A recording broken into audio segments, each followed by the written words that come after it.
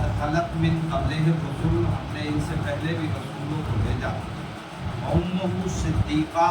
اور ان کی والدہ ماجدہ جو ہیں وہ صدیقہ، کانا یا فلانی الطعام، یہ دونوں کھانا کھاتے ہیں۔ اور قرآن مجید میں کہا المسیح، وقالت النصارى المسیح ابن اللہ، یہ جو نصارہ ہیں یہ کہتے ہیں کہ مسیح اللہ کا بیٹا،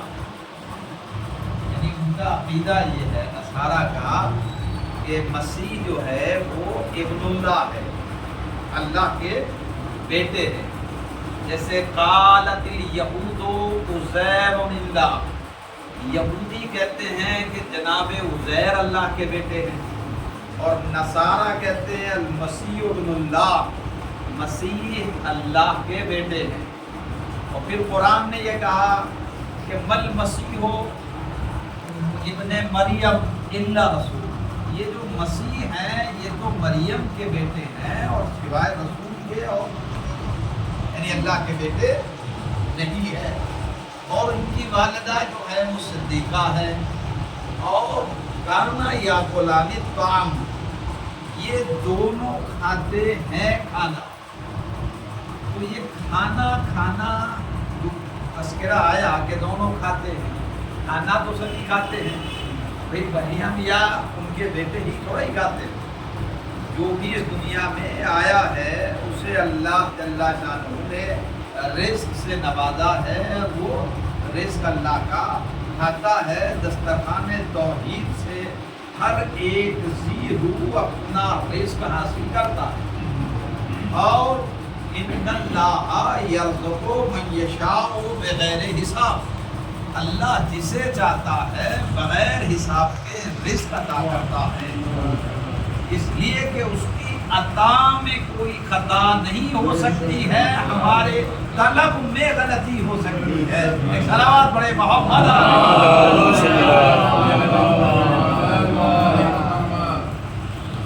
اس کے عطا کے جو سلسلے ہیں وہ ہماری طلب سے بہت بلند و بالا اور فوالا، کہیں بلند ہے۔ ہمیں اگر واقعاً سلیقہ اس سے مانگنے کا ہو تو وہ دعاؤں کے جو قافلے آگے بڑھتے ہیں، باب اجابت ان دعاؤں کے قافلوں کے لیے کھول دیے جاتے ہیں، اور وہ مستجاب الدعوات کی بارگاہ میں مقبولیت کے درجے پر فائز ہو جاتے ہیں۔ اور اللہ جل شانہ سے پہلے اور جلدی کون راضی ہوتا ہے کہ جسے امیر ممکنات مولا کائنات علی ابن ابی طالب دعائے کمیل میں کہتے ہیں کہ یا سریع الرضا، اے بہت جلد راضی ہو جانے والے، یعنی ماں اور باپ بھی بچے سے اتنی جلدی راضی نہیں ہوتے جتنی جلدی ارحم الراحمین اور وہ ساری قدرتیں رکھنے کے بعد بندوں سے راضی ہو جاتے ہیں۔ حالانکہ فطرت کے تقاضے انسان کی یہ ہوتے ہیں کہ جو کمزور ہوتا ہے وہ جلدی راضی ہو جاتا ہے، طاقتور راضی نہیں ہوتا، غریب جلدی راضی ہوتا ہے، امیر جلدی راضی نہیں ہوتا۔ لیکن یہاں مسئلہ اس کے برعکس ہے، یعنی جو ساری طاقتیں رکھے ہوئے ہے، علی کل شیء قدیر ہے، اور جو قہار و جبار ہے کہ جس کے قہر کی بجلیاں بستیوں کو نیست و نابود کر دیتی ہیں، وہ ساری قدرتیں رکھنے کے بعد بندے نے ادھر اپنے ہاتھوں کو بلند کیا اور آمات قلب سے جو صدا بلند ہوئی وہ اس بلند ذات کے باب سے اور باب اجابت سے جیسے ہی ٹکرائی تو ناراض ہونے والا اتنی جلدی راضی ہو گیا کہ جس سے ناراض ہوا تھا اسے بھی خبر نہیں تھی کہ وہ اتنی جلدی راضی ہو جائے گا، تو وہ بہت جلدی اپنے بندوں سے راضی ہو جاتا ہے۔ اور اس نے اس دنیا کو سجایا اور سنوارا ہے بندوں کے لیے۔ اسے جو بھی چیز پیاری ہے کائنات میں وہ سب سے پیاری یہ مخلوق ہے جسے انسان کہا جاتا ہے۔ اللہ کی نگاہ میں ظاہر ہے کہ جو بری مخلوق ہے وہ بھی اسی کی کریشن ہے، جو بحری مخلوق ہے وہ بھی اسی کی کریشن ہے، جو ہوائی مخلوق ہے وہ بھی اسی کی کریشن ہے، جو سماوات میں ملکوتی مخلوق ہے وہ بھی اللہ کی کریشن ہے۔ لیکن اللہ کو اپنی مکمل کریشن میں اگر کوئی پسند ہے اور محبوب ہے وہ انسان ہے۔ سب سے زیادہ پیار جو اللہ کرتا ہے اپنی تخلیق میں، اپنی خلقت میں، وہ فرشتوں سے پیار نہیں کرتا ہے، انسانوں سے پیار کرتا ہے، یعنی بشر سے پیار کرتا ہے۔ اور اگر انسانوں سے اس کا پیار وابستہ نہ ہوتا تو کبھی نہ کہتا کہ میں نے یہ کائنات پنجتن کے صدقے میں سجائی ہے۔ ایک سارا بات بڑے محمد والے اس لیے کہ اعلموا یا ملائکتی و سلطانہ سماواتی و عزتی و جلالی انی ما خلقت السماء مبنیۃ ولا ارض منقیۃ ولا قمرا منیرا ولا شمس مضیٰ ولا قمر یضوء ولا بحر یجری ولا فلک یسری الا فی محبت هؤلاء الخمسۃ الذین هم تحت الحساب۔ یعنی یہ جو کلمات طیبہ ہیں یہ اس بات کی طرف اذہان انسانی کو متفق کر رہے ہیں کہ یہ درستی ہوئی زمین پر پہاڑوں کی گڑی ہوئی میخیں اور یہ مخملی بچھا ہوا زمین کے اوپر سبزوں کا فرش، یہ نیلگوں شامیانہ اور اس نیلگوں شامیانے میں کہکشاں کی قندیلیں، یہ شمس و قمر کی روشنی، یہ لہلہاتے ہوئے اشجار اور یہ بلند و بالا پہاڑ، یہ پانی کی سمندر میں روانی اور روانی میں وہ پھر طغیانی اور پانی کی موجیں جو حمد باری تعالیٰ کر کے انسانی نسلوں کو یہ پیام و پیغام نشر کر رہی ہے کہ ہمارا خالق اور مالک اللہ ہے کہ جس نے ہمیں خلق کیا ہے۔ لیکن یہ ساری چیزیں، یہ ساری زیبائش، یہ ساری آرائی، یہ کائنات کی جتنی بھی ہمیں ہے، یہ صدقہ ہے پنجتن پاک کا۔ اور اللہ بتانا چاہتا ہے کہ اگر مجھے بشر محبوب نہ ہوتا تو اس کی محبت کا سرچشمہ یہ کائنات کبھی نہ بن پاتی۔ تو اللہ نے انسان سے اتنا زیادہ پیار کیا، اتنا زیادہ پیار کیا کہ کبھی وہ محبوب بن گیا، یہ حبیب بن گئے، اور کبھی یہ حبیب بن گئے، وہ محبوب بن گیا۔ سلامت پڑھے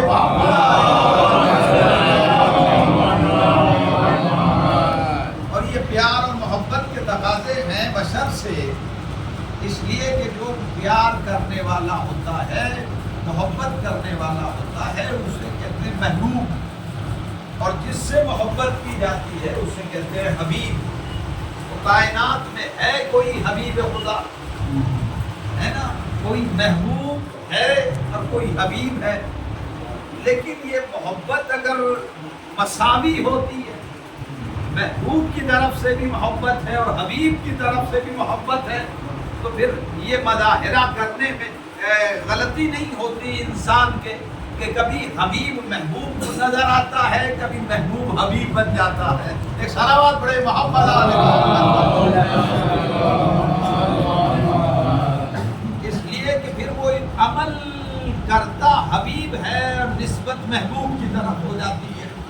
کنکری پھینکتا حبیب ہے اور محبوب کہتا ہے کہ وما رمیت اذ رمیت ولکن اللہ رمی۔ اطاعت حبیب کی ہوتی ہے لیکن محبوب کی آواز آتی ہے کہ من یطع الرسول فقد اطاع اللہ، جس نے اس کی اطاعت کی ہے اس نے میری اطاعت کی ہے۔ محبت کے تقاضے اللہ سے ہوتے ہیں، لیکن اللہ کہتا ہے قل ان کنتم تحبون اللہ فاتبعونی یحببکم اللہ ویغفر لکم ذنوبکم واللہ غفور رحیم۔ میرے حبیب ان سے کہہ دو کہ جو میری محبت کا دعویٰ کر رہے ہیں دم بھر رہے ہیں، ان سے کہہ دو کہ میری محبت تمہارے دعووں سے ثابت نہیں ہوگی، بلکہ میرے محبوب کے مطیع بن جاؤ، میں تمہارا محبوب بن جاؤں گا۔ ایک تلاوت پڑھے محمد۔ تو اللہ کو اس کائنات میں، اس یونیورس میں، اپنی پوری کریشن میں اگر کوئی سب سے زیادہ محبوب ہے، پیارا ہے، تو وہ بشر ہے، انسان ہے۔ کہ جس کی خاطر اللہ نے اس کائنات کو سجایا ہے، اور وہ بشر جس جو اللہ کو محبوب ہے اس کی غلطیوں پر اس کی نگاہ رہتی ہے، لیکن وہ ارحم الراحمین ہوتے ہوئے بندوں کی خطاؤں اور ان کے گناہوں کو معاف کرنے کے لیے بھی بے چین رہتا کہ بندے اپنی غلطیوں پر نادم ہو جائے، اس لیے کہ یہ ابدی حیات نہیں دی گئی ہے، یہ چند روزہ زندگی ہے جس پہ تو اکڑ رہا ہے۔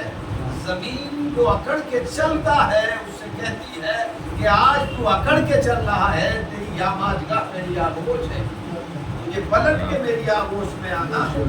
ہے۔ دنیا طرف انسان، دنیا کی طرف بڑھنے والے، حوث دنیا رکھ کے اپنی زندگی کو گزارنے والے، یہ دنیا دھوکہ ہے، یہ دنیا بے وفا ہے۔ تیرے سے پہلے کتنے آئے ہیں کہ جن کے ساتھ اس دنیا نے وفا نہیں کی ہے، تو تیرے ساتھ کیا وفا کرے گی؟ اس لیے کہ اولیاء اللہ کے ساتھ وفا نہیں کی ہے، انبیاء خدا کے ساتھ اس نے وفا نہیں کی ہے، اللہ کے برگزیدہ بندوں کے ساتھ اس نے وفا نہیں کی ہے، تو پھر ہمارے ساتھ کیسے وفا کر سکتی ہے؟ لیکن انسان ہے جو دنیا میں لگا ہوا ہے، دنیا میں کھویا ہوا ہے، اور یہ سمجھ لیتا ہے کہ میری بات گھٹ اس کی طرف نہیں ہے، جب ایک دن بلاوا آ جاتا ہے اور اس کا سب لاج چلے گا، بنجارا سب ٹھاٹ پڑا رہ جائے گا، جب ادھر سے بلاوا آتا ہے تو یہ سب کچھ دنیاوی تمنائیں آرزوئیں سب دم توڑ دیتی ہے، ختم ہو جاتی ہے۔ یہ مکان، یہ دکان، یہ آرائش، یہ زیبائش، یہ دولت، یہ ثروت، یہ حکومت، یہ سلطنت سب یہی رہ جاتی ہے۔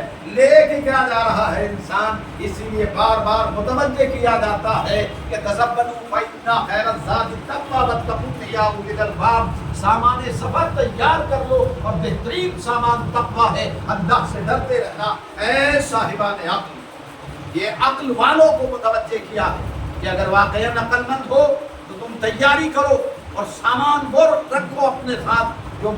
تمہارے سفر میں حیات اور موت کا ایک طویل سفر ہے۔ ادھر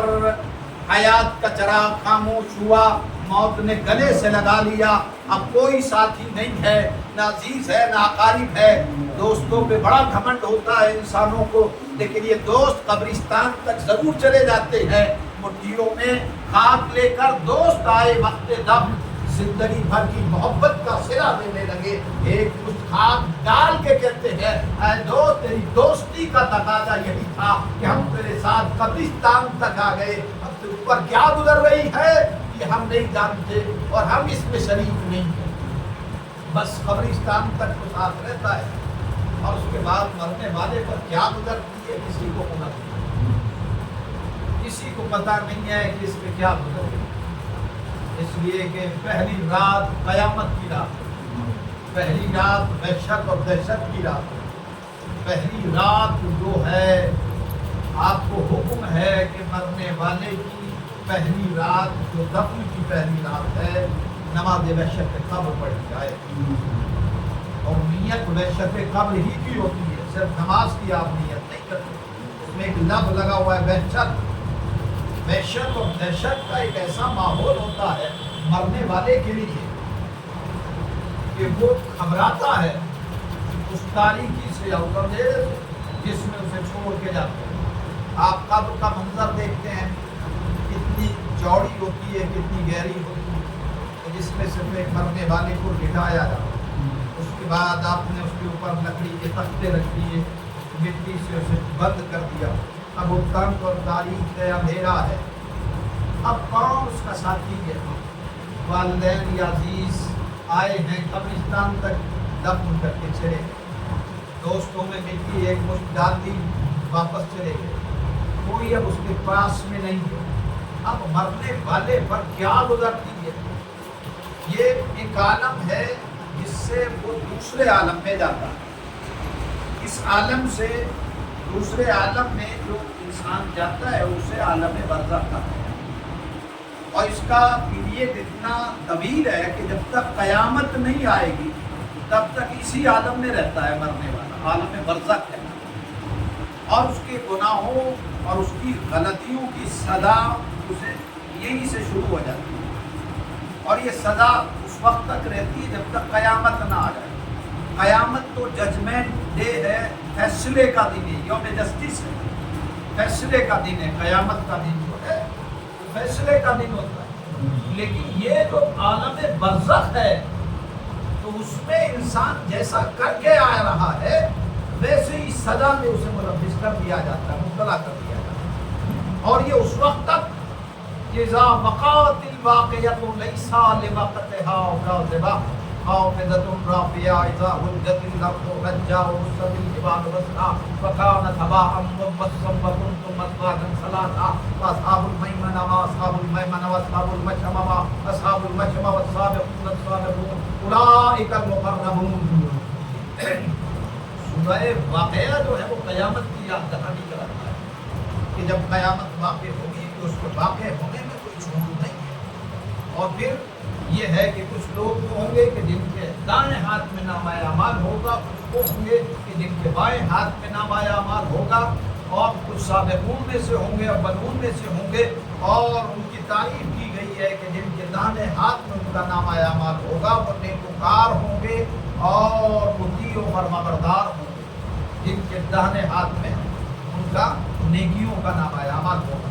تو ایک سلسلہ جو ہے یہ ایک عالم ہے، اس عالم سے روح نکل جاتی ہے جسم سے، اب وہ دوسرے عالم میں داخل ہو جاتی ہے، اسے عالم برزخ کہا جاتا ہے۔ اور اس کے لیے پوری ایک ڈیٹیل ہے، پورا ایک باب ہے، ایک چیپٹر ہے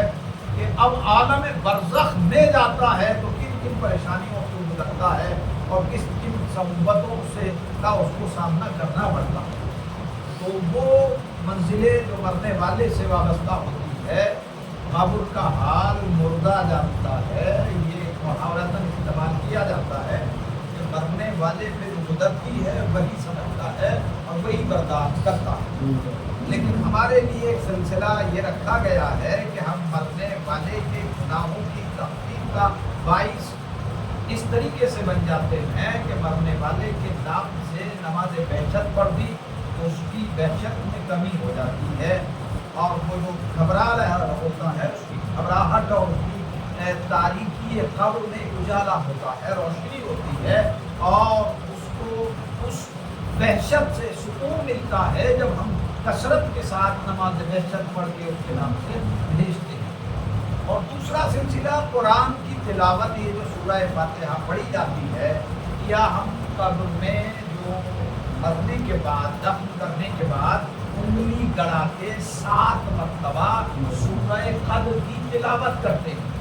انا انزلنا پڑھتے ہیں، انگلی گڑا کے قبر کے اوپر جب آپ دفن کر دیتے مرنے والے کو اور مٹی ڈال دیتے ہیں، کپڑا اس کے اوپر ڈال کے آپ انگلی گڑا کے جو 7 بار پڑھتے ہیں۔ اور انگلی گڑانے کا حکم یہ ہے کہ جب تک یہ نشانات رہتے ہیں تب تک اس کے اوپر عذاب نہیں ہوتا۔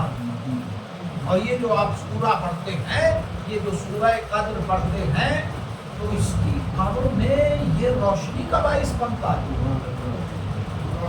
تو اگر ہم واقعاً محبت کرتے ہیں مرنے والے سے تو جتنی دیر ہم قبرستان پہ رہے، اگر مرنے والے کے لیے سورہ پڑھتے رہے تو اس کی وحشت اور دہشت میں کمی کا باعث ہوگا۔ لیکن ہمارے یہاں ہوتا ہے کہ ساری باتیں ہم قبرستان میں مرنے والے مردے کو دیے ہوئے ہیں اور ہم گم ہے دنیا بھی گم ہے، یعنی ہمیں مرنے کی اپنے خبر نہیں ہے۔ مولا کہتے ہیں عجیب لوگ ہیں، مردوں کو دفن کر رہے ہیں اور عبرت حاصل نہیں کر رہے، یعنی یہ موت پیغام لائی ہے، یہ بتا رہی ہے انا للہ و انا الیہ راجعون۔ بھئی خبر غم آپ نے جب سنی تو آپ نے یہی تو کہا کہ ہم بھی اللہ کے لیے، یعنی مرنے والا یہ مر کے جا تو رہا ہے لیکن آپ کو آپ کی موت یاد دلا رہا ہے۔ خبردار آپ غافل نہ بیٹھ جائے، اس لیے کہ آپ کو بھی ایک دن یہی آنا ہے۔ تو یہ جو عمل ہم انجام دیتے ہیں مرنے والے کے لیے، قبر پہ انگلی گڑا کے 7 مرتبہ سورہ قدر پڑھتے ہیں، یہ تلقین پڑھی جاتی ہے معصومین کے اسماء گرامی، اور یہ بتایا جاتا ہے جو فرشتے قبر میں آ جاتے ہیں اس سے سوال اور جواب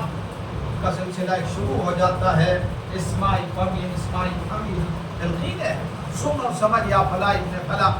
علم تعالی الذی خلقنا من شہادت ان لا الہ الا اللہ وحدہ لا شریک لہ وان محمد رسولہ، ہے نا، یہ جو ہم پڑھا رہے ہیں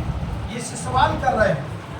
قل فی جوابہما اللہ جل جلالہ، یہ منکر و نکیر سوال کر رہے ہیں، من ربوں کا، من نبیوں کا، من اماموں کا، بتاؤ تمہارا نبی کون ہے، تمہارا خدا کون ہے، تمہارا امام کون ہے، ماں دینوں کا تمہارا دین کیا ہے، ماں کتابوں کا تمہاری کتاب کیا ہے، ماں قبلتوں کا تمہارا قبلہ کون سا ہے۔ یہ مرنے والے سے سوالوں کا سلسلہ شروع ہو جاتا ہے، ادھر لہر ملٹایا جاتا ہے، منکر و نکیر آ جاتے ہیں، یا دوسری روایت کے تحت مبشر و بشیر آ جاتے ہیں۔ نیکوکار ہے، اگر محب آل اطہار ہے تو مبشر و نذیر آ جاتے ہیں بشارت دینے کے لیے فرشتے کہ مرنے والے مت گھبرانا، اس لیے کہ تو ولایت کی روشنی قبر میں لے کے آیا ہے، وحشت اور دہشت ختم ہو چکی ہے۔ صلوات پڑھے محمد۔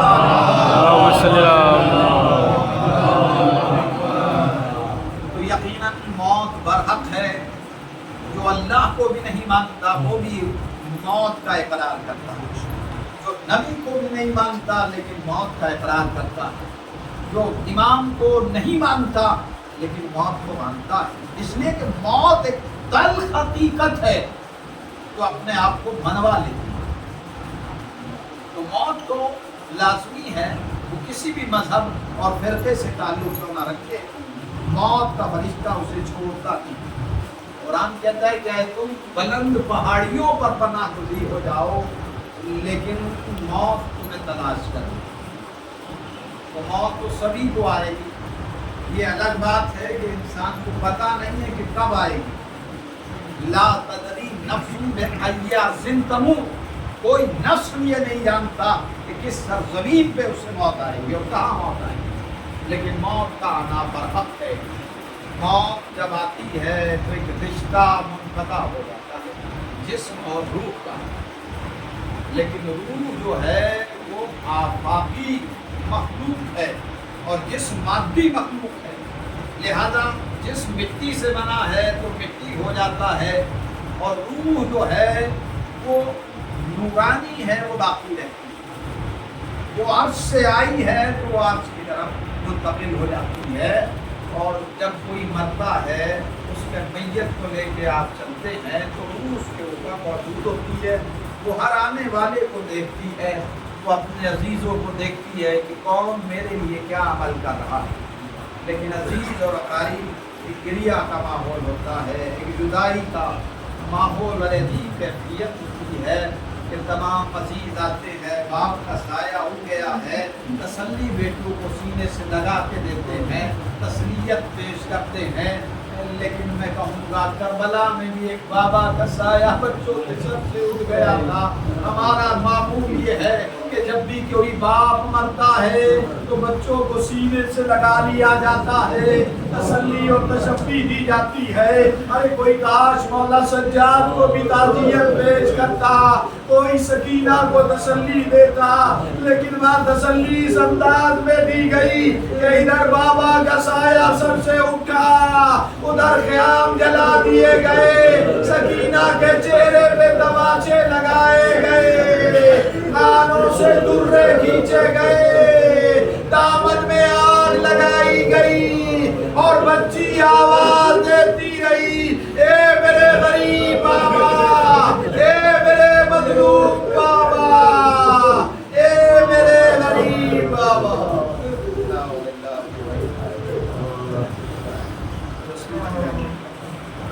محمد علی محمد کا ہماری سنتوں سے حفاظت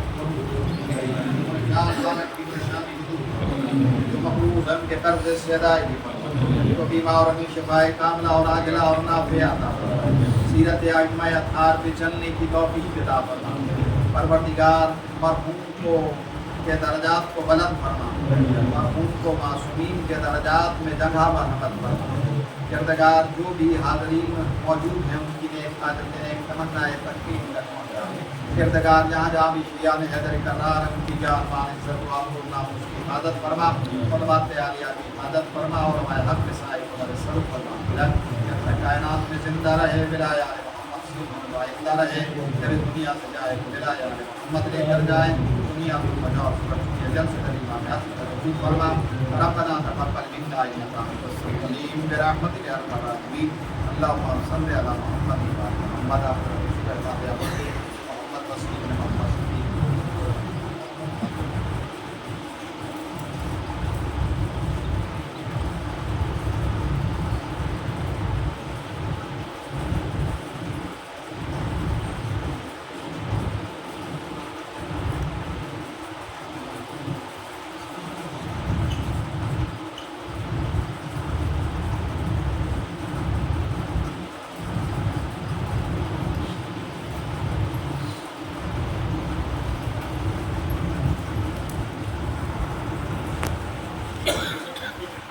السلام علیکم یا عباد اللہ، السلام علیکم یا رسول اللہ، السلام علیکم وعلا وجدنا وعلی، السلام علیکم وعلا وجدنا وعلی، السلام علیکم یا سیدۃ النساء، السلام علیکم ورحمۃ اللہ وبرکاتہ۔